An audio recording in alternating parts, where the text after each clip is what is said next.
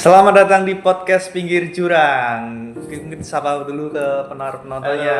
Halo. Oke. Di sini dengan saya Razan dan Dengan saya Johan. kita sudah kedatangan narasumber kita yang hebat-hebat nih dari sekolah-sekolah ternama. Ganteng lagi, ganteng. Ganteng ya? Ya toh. Mungkin boleh perkenalkan dulu namanya. Oke, halo semuanya. Halo Ya. para host. Saya Grace. Saya Erik Miriam. Oke, sebelumnya asal sekolahnya dari mana nih kalau boleh tahu? Oke, masalah sekolah Iya. saya sekolah dari SMA Al-Azhar 14. Al-Azhar 14 swasta ya itu Iya, ya. swasta. Kalau Erik? Kalau saya pokoknya sekolah swasta di daerah Semarang Barat, di daerah Semarang Barat. Namanya apa itu? Namanya itu harus disembunyikan aja kan ya? Oh, mau disembunyikan. Iya. Ini swasta ya. Iya, karena ya, nanti ada ceritanya lah. Sensitif banget ya Mas ya. Iya, Iya. cukup sensitif. Oke, mungkin dari Johan mau tanya apa nih ke para narasumber kita? Oh, kalau boleh tahu sekarang melanjutkan pendidikannya di mana nih, Mas Grace dan Mas Erik? Mungkin sekarang boleh ceritakan ceritanya. Oke, Eh, ini cerita secara dari dari lulus dari perjalanan mulai dari SMA hingga sekarang melanjutkan di mana? Oke, jadi dari SMA saya melanjutkan jenjang pendidikan saya di Universitas Dian Swantoro. Udinus ya? Iya, Udinus. Tentu saja. Oke, terus Dan ya mungkin itu saja kali ya. Belum ada. mengambil jurusan apa? Jurusan yang saya ambil kebetulan ilmu komunikasi. Oh, ilmu komunikasi itu masuk ke fakultas FISIP ya? Oh, bukan Mas. Oh. Kalau di Udinus itu udah ada FISIP. Adanya FIK. Apa itu yang membedakan antara FISIP dan FIK? Mungkin kalau FIK itu lebih ada mengedepankan terkait komputerisasi gitu. Oh, komputer. Ya. Kalau Mas Erik ini melanjutkan pendidikan di mana ya Mas? Nah, saya kebetulan sama Mas. Saya juga di Udinus, jurusannya pun juga sama, ilmu komunikasi. Satu kelas kah? Iya, malah satu kelas malah gimana? Kebetulan banget ini. Apa sebelumnya janjian atau gimana nih Mas? Wah, enggak. Kayaknya enggak janjian, ketemu aja. Ya, gitu. ketemu. Tapi berteman baik dengan Mas Grace. Wah, Iya, wah, teman ya, baik. Baik. Jadi kalian itu ngundang narasumbernya pas ini. Pas ya. Jadi di satu kelas itu jurusan. klub ya. Masalah juga Ya. pas masalahnya. Masalahnya Beda. masalah beda. Oh, gitu. Hmm. Terus apa reaksi kalian ketika kalian dari sekolah swasta Al-Azhar itu kan hebat ya, terus masuk Iya. ke Udinus swasta yang hebat juga itu, apakah sudah direncanakan atau emang sebelumnya daftar PTN Undip atau apa? Oke, kalau saya sendiri jujur waktu itu pernah mendaftar PTN ke Undip. Undip. Ya. Ya.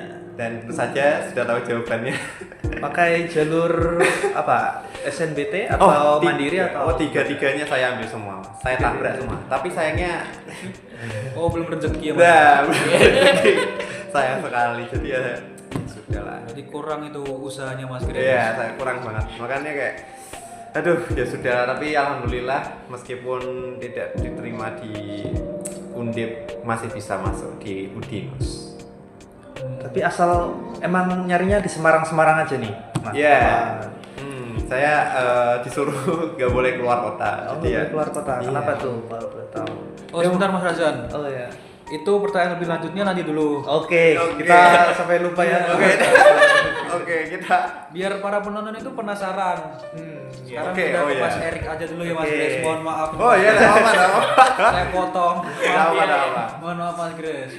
Kalau Mas Erik sebelumnya emang daftar Udinus saja atau PTN lain Mas? Untuk saya memang menargetkan untuk masuk ke swasta ya. Pertamanya saya nyoba daftar di Unika. Itu mereka ngasih pengumumannya itu terlambat.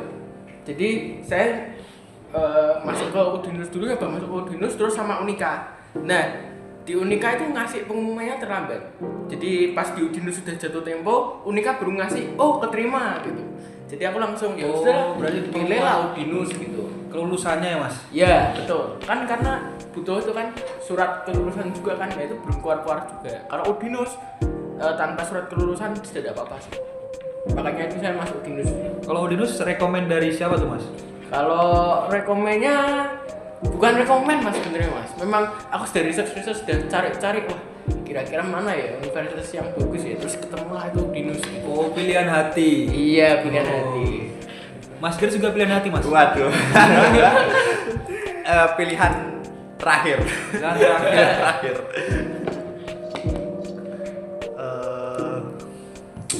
Kalau kalian berdua ini track recordnya semenjak SMP ke SMA itu gimana? Apakah kalian jadi anak yang ambisius atau cuman datang kemudian absen main HP itu gimana? Kalau coba dari Mas Chris dulu seperti apa? Kalau dari kapan nih? Dari SMP deh. Dari SMP. Iya. Oke. Dulu SMP tuh saya tidak terlalu ini banget ya, tidak terlalu ambisius banget lah. Soalnya saya masih kalah sama teman-teman saya sekelas dulu SMP, terus karena saya pindahan dari Kota Tegal ke Ungaran, itu saya mulai masuk ke sekolah SMP yang SMP NU lah ya. SMP NU. Ya, SMP NU. Oke. Jadi setelah itu akhirnya disitulah saya mulai kayak kayaknya saya harus memacu akademik saya biar lebih daripada teman saya. Terus akhirnya alhamdulillah saya lulus dengan ya nilai yang nggak terbaik juga sih, tapi nggak jelek juga, jadi setengah-setengah aja gitu. Dan setelah itu saya masuk ke SMA saya, dan setelah masuk SMA itu saya benar-benar mengejar akademik saya biar bisa bersaing dengan teman-teman saya yang hebat-hebat itu. Oke, kalau Mas Erik gimana Mas? Kalau saya itu kebetulan dari SMP sampai SMA itu di sekolah yang sama. Dari SD malah, dari SD, SMP, SMA itu sekolahnya sama terus. Oh. Di daerah Semarang Indah kalau kalian tahu. oh itu satu yayasan ya? Iya. Marang Indah tuh mana? Marina itu Mas. Ya dekat Marina itu. Mas. Oh. Nah, pertamanya itu dulu saya ambisius, terutama waktu SMP gitu kan. Waktu SMP itu ambisius. Kalau gini Mas, kalau di sekolah saya itu tidak ada rankingan secara tertulis itu tidak ada Mas. Tapi bisa dirasakan banget gitu. Jadi misalnya kalau nilainya agak rendah dikit tuh pasti ada komparasi ke teman-teman yang lain dibanding-bandingin dia elek-elek gitu Mas. Oh, dijelek-jelekan. Dijelek-jelekan. Dijelek-jelekan itu siapa tuh Mas? Apa? Yang jelek-jelekan siapa? Murid kah? murid Atau siswa guru? atau iya. Murid-muridnya. Ya, jadi dari yang dulu awalnya saya ambisius itu kan pasti ada efek psikologisnya gitu Mas. Kalau ambisius terus nilainya bagus-bagus, cuman kan dari tekanan mental kan masih ada gitu, apalagi Iya, iya. pokoknya begitu nilainya jelek sedikit 70 misalnya, wah langsung DEC. Nah itu saya langsung berubah waktu SMA itu isi going aja gitu lah, pokoknya nilainya bagus tapi ya nggak usah ambis banget lah gitu. Tapi Mas Erik tidak akhirnya kan tidak ambisius banget, tentu nilainya kan tidak sebagus teman-temannya. Mas Erik Iya. mulai tidak memikirkan cacian-cacian dari Ya itu teman-teman. SMA Mas. SMA tetap juga dibully, apa tetap kena gimana kalau nilainya jelek? Kalau nilainya jelek itu sebenarnya dari teman-teman saya juga, tapi dari tekanan dari sekolah juga Mas. Jadi kan itu kan sekolah ternama yang di dekat Iya. Semarang Indah itu. Nah itu langsung terasa lah. Pokoknya begitu nilai jelek sedikit dipanggil orang tua. Wah nilainya gini, nggak naik. Nggak Orang naik. tua dipanggil. Sempat diancam gitu Mas. Ya makanya Mas. Makanya ini mending nama sekolahnya disembunyikan aja. Oh iya. Oh, oke. Diancam gak naik kelas. Pernah Mas. Oh, pernah. Padahal nilai saya itu bagus loh. Kalau aku mau tanya selanjutnya aja Mas Erik. Yang tadi udah dulu. Kalau Ya. menurut Mas Erik transisi dari SMP ke SMA terus SMA ke kuliah tuh lebih berat yang mana Mas? Lebih berat SMP ke SMA Mas. Gara-gara tekanan itu tadi. Ya, gara-gara tekanan dari guru juga, dari teman-teman juga gitu.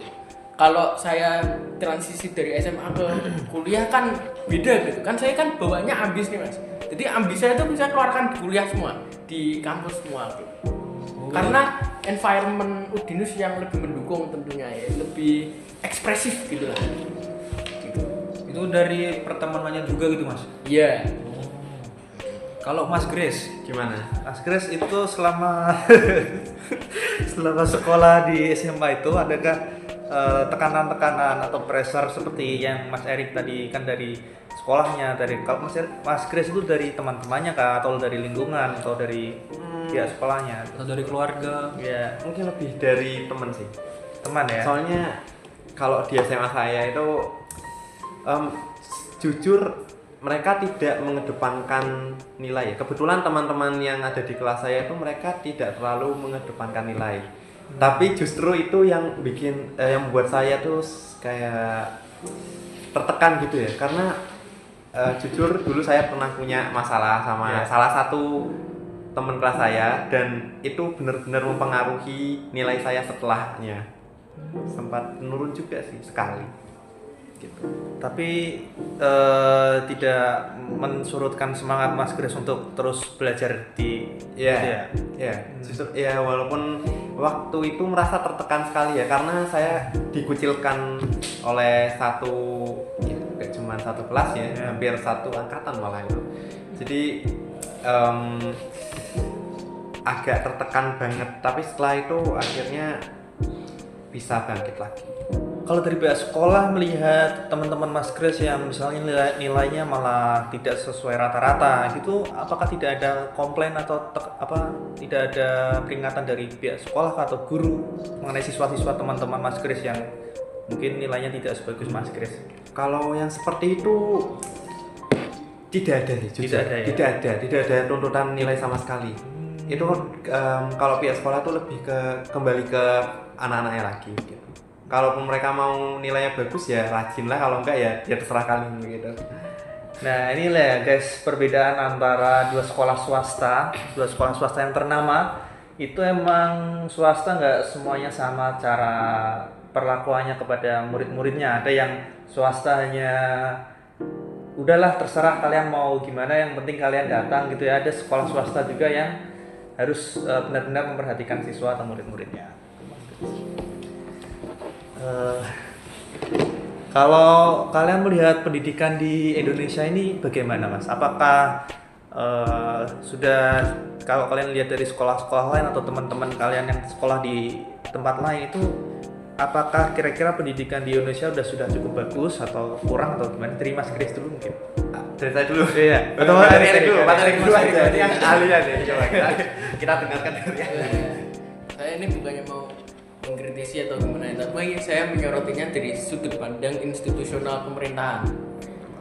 Maksudnya di sini adalah kalian kan lihat kan kalau di setiap ganti menteri pendidikan itu kebijakan dan kurikulumnya itu ganti-ganti terus gitu. Jadi kadang pihak sekolah pun itu juga bingung, wah ini habis ini KTSP, terus habis itu K13, terus habis itu kurikulum merdeka, terus nanti diganti lagi. Itu tuh terlalu banyak transisi dan menghabiskan waktu sebenarnya. Dan itu tentu sekali berefek kepada SDM yang dihasilkan. Siswanya tuh juga bingung, wah ini habis ini ganti, kok ganti terus ya. Jadi menurut saya itu tidak efisien sama sekali gitu dari sudut pandang institusional pemerintahan. Baik Mas. Kalau sudut pandang Mas Chris gimana Mas? Kalau dari sudut pandang saya hampir mirip seperti Mas Erik ya. Kayak perubahannya tadi Mas Erik sebutin itu Terlalu sering. Iya, terlalu sering. Dan saya merasakan ya waktu kelas 12 itu adik kelas saya yang kelas 10 kan sudah mulai kurikulum merdeka. Dan itu sistemnya benar-benar sudah berubah banget. Mulai dari kayak penamaan kelasnya gitu udah nggak pakai 10 IPA, 10 IPS, udah pakainya 10 1, 10 2, 10 3 dan seterusnya gitu. Dan itu mulai ada project-project juga kan kayak P5 yang pentas gitu. Itu semacam mungkin ada cara yang lebih baik gitulah ya, maksudnya daripada sebenarnya kurikulumnya itu direvisi saja, jadi diperbaiki dari beberapa bagian saja, jangan dirombak semuanya karena itu menghabiskan banyak waktu dan menghabiskan banyak tenaga dan juga anggaran tentunya. Anggarannya itu. Anggaran pendidikan. Tapi mohon maaf nih Mas, apakah hambatan ini terjadi di perkuliahan Mas Chris dan Mas Erik sekarang? Mas Erik dulu bisa dijawab. Mas Erik dulu. Sebenarnya tidak ya, karena kan komparasi antara sistem sekolah sama sistem perkuliahan itu kan cukup berbeda dan ya perbedaannya itu cukup banyak gitu lah. Jadi menurut saya tuh di perkuliahan tuh malah justru sistemnya lebih enak diikutin ketimbang di sekolah dulu gitu. Iya. Gimana Mas Grace? Kalau dari saya ini perkuliahan ya? Iya. Apakah apa tadi? Hambatan yang tadi di pas waktu SMA tadi terjadi di Mas Grace di perkuliahannya?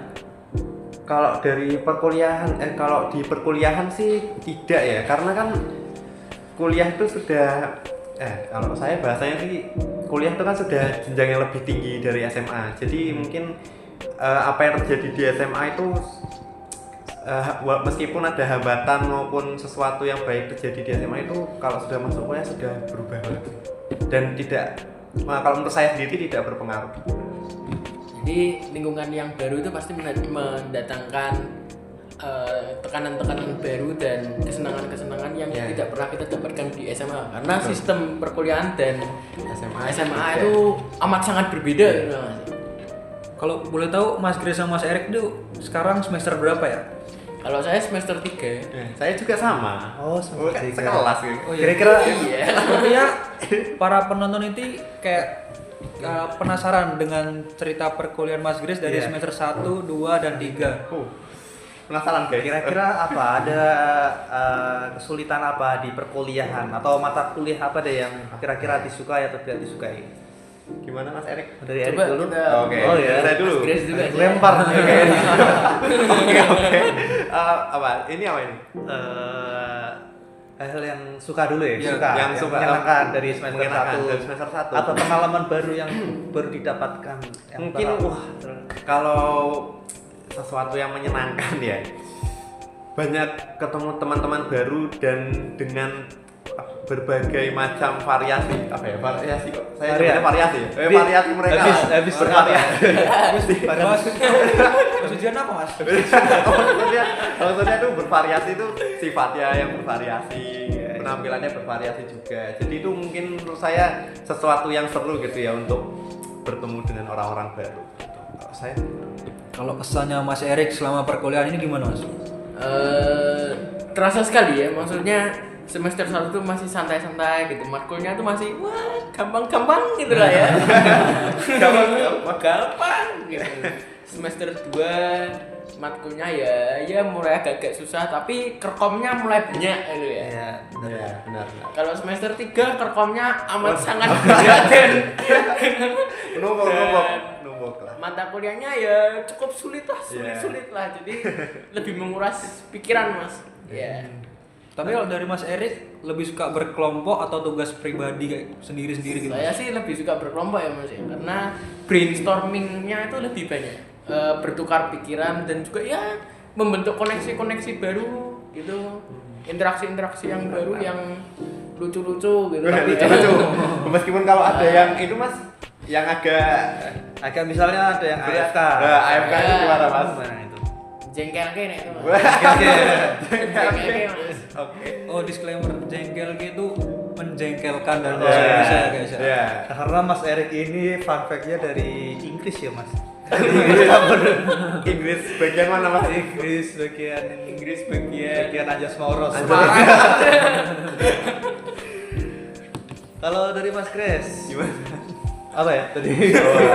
Kalau Mas Grace sendiri kayak Apa yang suka berkelompok atau sendiri kalau mengerjakan tugas-tugas seperti itu?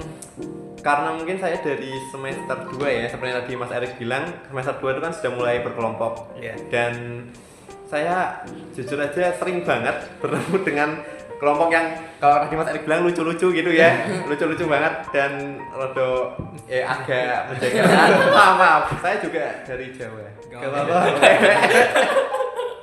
Oke, jadi mungkin saya jadinya lebih suka sendiri. Sendiri. Ya, nge-solo.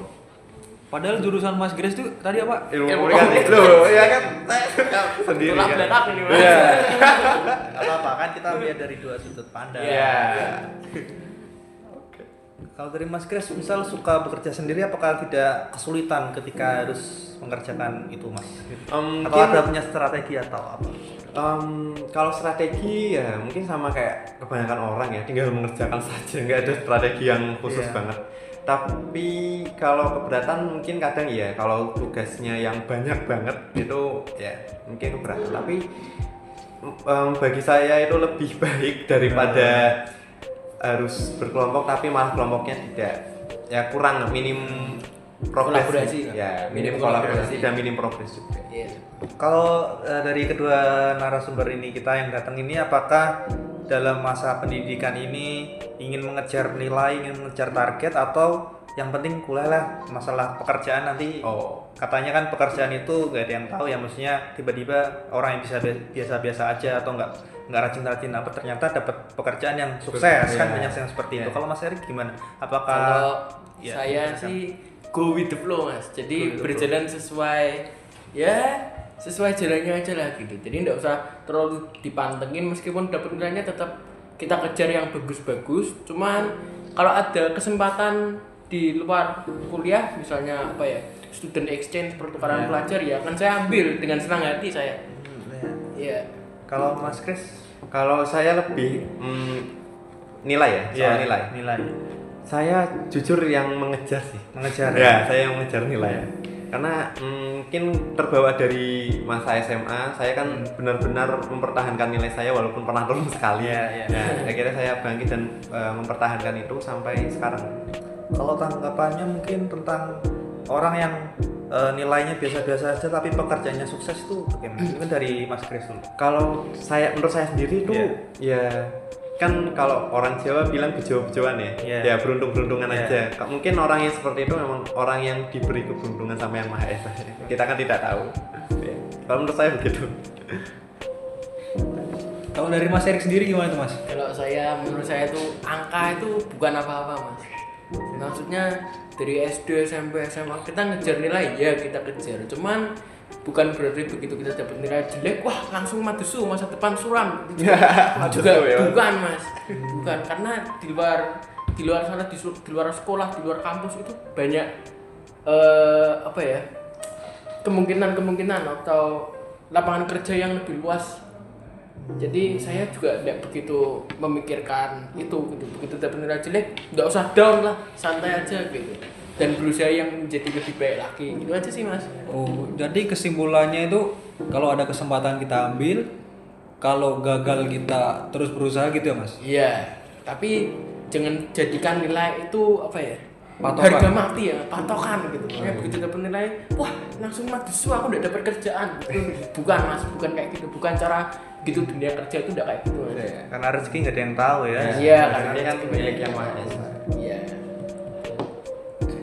Oke, kalau berarti kita bisa ambil kesimpulan bahwa orang sukses itu tidak ditentukan dari nilainya ya, tapi Iya. memang ketika menggapai kesuksesan itu memang kita harus wajib berusaha dulu mendapatkan Iya, yang terbaik. betul. Setelah Iya. kita dapat apapun hasilnya itu kita harus serahkan itu juga kepada yang kuasa. Ya. Iya. Jadi ini di penghujung acara kita nih Mas Grace. Ya. Sebelum penonton penasaran tambah penasaran lagi, kayak para penonton ini kepo dengan Instagram Mas Grace dan Mas Erik ini. Iya, Bisa di-spill dikit gak sih? Mungkin bisa jadi itu ya, inspirasi bagi orang-orang Oh, iya. penonton kita. Siapa tahu Apa? ada Ya, konser. IG kita ya. Instagram bisa kok. Instagram, oke. Kalau Instagram saya mudah sekali guys, tinggal sebut nama depan saya Klonatov ya. Sudah itu. Mungkin bisa dieja gitu. Iya, Oh, spelling. Oke, spelling. Oke. Jadi CLAUNATOV. Nah, itu Instagram first saya. Ini Di Instagram bawah. second. Ya, di bawah aja. Ya, nanti langsung ini aja, langsung follow ya guys. Di follow back kan nih, di follow back Follow back, enggak? saya follow back, tenang. Saya ramah kok. Ya kalau Mas Erik Instagramnya apa Kalau Mas? saya agak-agak sulit Mas. Sherlock E. William Mas. SHERLOCK terus E. William. Oh tenang aja tenang, kan di sini ada. Iya. Ada. Ya. Oke, pemirsa jangan kemana-mana, tetap terus pantau akun YouTube Podcast Pinggir Jurang karena Podcast Pinggir Jurang akan membahas tentang Sustainable Development Goals, beberapa isi dari SDGs tentunya. Dan hari ini episode pertama kita membahas tentang quality education, tentang bagaimana suatu pendidikan mendapatkan untuk meraih kesuksesan itu tidak selalu tentang nilai atau angka. Ya, tidak harga mati itu. Harga mati. Ayo kita tagline podcast yuk. Oke. Nanti ikutin aku aja. Oke, Ikutin siap. Mas Johan. Apa nih Mas tagline-nya, Mas? Kalau kita bilang podcast pinggir jurang, kita bareng-bareng jawab podcast bahas serius. Bukan, podcast santai obrolan serius. Podcast santai obrolan serius. Oke. Banget Itu tuh, Mas Kak. Hasan. Ya, maaf, Ayo. Mas ya. Oke. Podcast pinggir jurang, Obrolan santai. Ulang. Obrolan Oke, sa- gak apa yang coba yang pertama tuh bisa gagal, guys. Podcast santai obrolan serius. Podcast santai obrolan serius. Oke. Ayo ulang Mas Hasan. Podcast pinggir jurang, Podcast santai obrolan serius. Terima kasih yang udah menonton. Dadah. Sampai Terima jumpa. kasih Mas Grace, Mas Eri. Ya, makasih. Makasih. Makasih udah Ya. kamu.